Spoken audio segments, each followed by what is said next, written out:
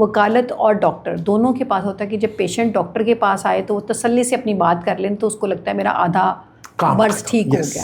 اسی طرح سے وکیل کے پاس جب کلائنٹ آتا ہے نا تو آپ اگر غور سے اس کی بات سن لیں نا تو بہت ساری باتیں ان نیسیسری ہوتی ہیں, اور ان نیسیسری باتوں میں کچھ تعلق اس کا وکالت سے نہیں ہوتا. ہمیں بڑی ٹپیکل سی معلومات چاہیے ہوتی ہے اور وہ معلومات مل جائے تو ہم اس کا کیس کنٹیسٹ سمجھ بھی سکتے ہیں اور لڑ بھی سکتے ہیں. لیکن اس میں بھی اب ڈفرینٹ وکلا اور ڈفرینٹ ڈاکٹرز کے بیہیویئرس کی بات. میرے ہسبینڈ بھی وکیل ہے, میرے ہسبینڈ کے پاس جب کلائنٹ آتا ہے وہ انتہائی ٹو دی پوائنٹ مختصراً بات کرتے ہیں اور زیادہ بات ہی نہیں کرتے, اور میں ہمیشہ ان سے یہ گلا کرتی ہوں کہ بھئی آپ سن لیا کریں پلیز. تو کہتے ہیں بس مجھے سمجھ آ گئی تھی, اب اس کو تو کیس چاہیے نا, اس کا کیس اس کو ریلیف مل جائے گا.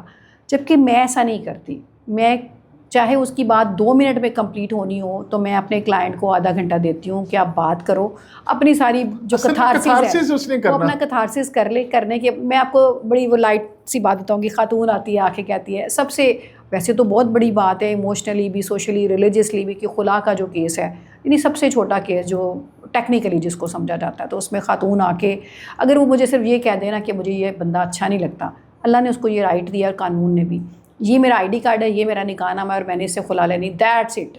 30 سیکنڈ کی بات ہے.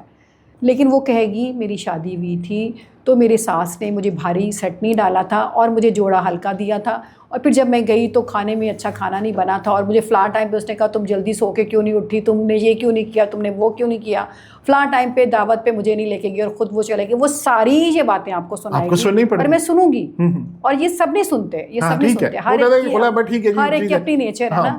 تو میرا اپنا بلیو ہے اور کسی اور وکیل کا یا کسی اور ڈاکٹر کا اپنا بلیو ہے. کچھ وکلا سنتے ہیں, کچھ ڈاکٹر سنتے ہیں, کچھ نہیں سنتے ہیں. میرا یہی بلیو ہے کہ سننا چاہیے, اس کو اپنا کتھارسس کر لینے دیں. اور میں نے اس کتھارسس کی وجہ سے کتنے ہی صلح کرا دی. خلا کے لیے آئے لیکن چونکہ میں نے اس سے بات سنی, پھر میں نے اس کو تھوڑا موٹیویٹ کیا, اس کو سمجھایا, دوسری پارٹی سے ملی اور ماشاءاللہ ان کی صلح ہو گئی, اور بڑے سینئر کنسلٹنٹ کے پاس, اور اچھی خاصی ان کی فیس ہے. اور میں نے وہ فی پے کی اور میں جا کے اس ہاسپٹل میں بیٹھ گئی. 2 گھنٹے میں نے ویٹ کیا, 5,000 روپیہ میں نے فیس دی. 2 گھنٹے انتظار کے بعد پھر میری بس ہو گئی. پھر میں نے کہا کہ جی پلیز کسی طرح سے نا میری ٹرن ذرا جلدی آ جائے. تو وہ میرے کزن ہیں, وہ ان کے ڈاکٹر صاحب کے فرینڈ تھے, انہوں نے ان کو فون کیا کہ میری بہن آئی ہوئی ہے تو پلیز اس کو پہلے چیک کر لیں ذرا.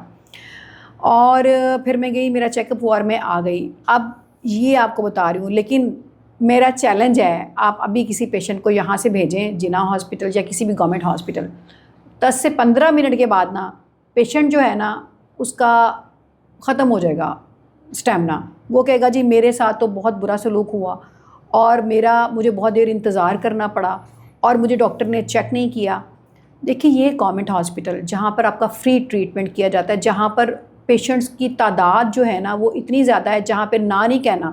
یہ پرائیویٹ ہاسپٹل نہیں کہ پیشنٹ آیا تو آپ نہ کہہ دیں کہ جی میں نے 100 مریض آج دیکھ لیے, اب بس اب میں نے 101واں نہیں دیکھنا. ڈاکٹر کے پاس جتنے پیشنٹ آتے ہیں نا اس نے سارے چیک کرنے ہیں, سب کو اس نے ایڈوائز کرنا ہے, چیک اپ کرنا ہے, میڈیسن دینی ہے, جو بھی اس کا پراپر اپروپریٹ ٹریٹمنٹ ہے وہ اس نے اس کو کر کے بھیجنا ہے.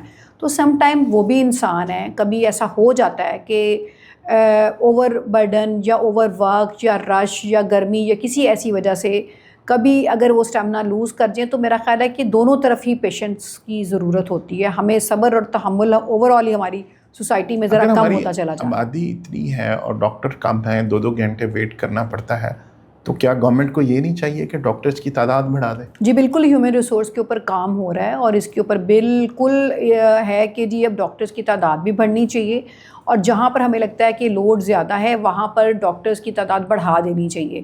اور ڈفرینٹ ٹائمنگز کے اندر پروفیسر ڈاکٹرز کے لیے بھی اور ادروائز بھی. اب جیسے اسی چیز کو دور کرنے کے لیے ہم نے ایک لوکم کا بل پاس کیا, میں نے خود ہی وہ بل پیش بھی کیا تھا. لوکم پہ یہ ہے کہ آپ ڈاکٹرز کو بھرتی کر لیتے ہیں, وہ ان کی جاب پہ وہ آ جاتے ہیں, اور اگر ایک جگہ 2 ڈاکٹرز تھے تو اب اس کی جگہ پہ 4 ڈاکٹرز کام کر رہے ہیں. اور اس سے یہ ہوتا ہے کہ ڈیلی بیسس کے اوپر جو ڈاکٹر کی اسپیشلٹی ہے یا جو اس کی کیپیبلٹی یا کیپیسٹی ہے, اس کی قابلیت کے اکارڈنگ جو ہے وہ ان کو ڈیلی بیسس کے اوپر ان کی سیلری ان کو پے کی جاتی ہے. اور میں سمجھتی ہوں کہ یہ لوکم والا جو ہم نے بل کیا اور اس پہ امپلیمنٹیشن ہوگی، اور ابھی بھی آج کل بھی اس کے اوپر مختلف ہاسپٹلس کے اندر ڈاکٹرز رکھے جا رہے ہیں، تو اس سے کافی جو برڈن ہے نا وہ کم ہو بھی رہا ہے اور آئندہ آنے والے دنوں میں مزید کم ہو جائے.